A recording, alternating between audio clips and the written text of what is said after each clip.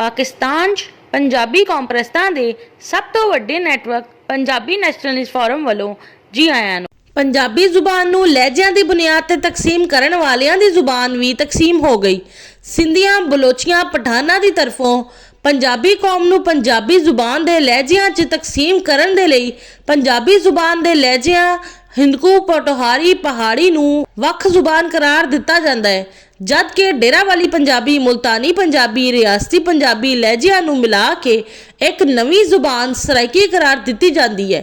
पंजाबी जुबान ਨੂੰ लहजिਆਂ ਦੀ बुनियाद ਤੇ तकसीम करना होवे फिर ਸਿੰਧੀਆਂ, ਬਲੋਚਾਂ, ਪਠਾਨਾਂ ਨੂੰ भी अपनी जुबानां ਨੂੰ लहजिਆਂ ਦੀ बुनियाद ਤੇ तकसीम करवाना पएगा।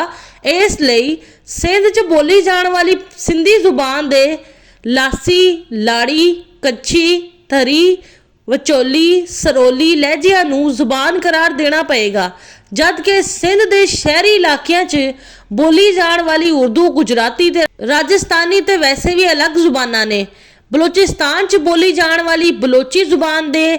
रक्सानी ते सलेमानी लहजिਆਂ ਨੂੰ ਜ਼ੁਬਾਨ करार देना पएगा,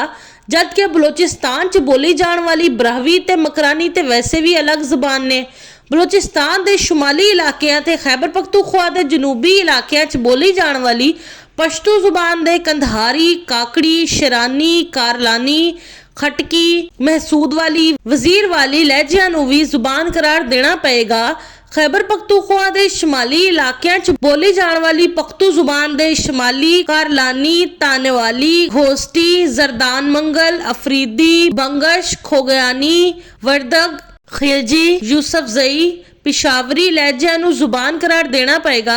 जद कि खैबर पख्तूनख्वा च बोली जाने वाली हिंदकू पंजाबी, कोहिस्तानी, चित्राली, सवाती ते वैसे भी अलग जुबानां ने।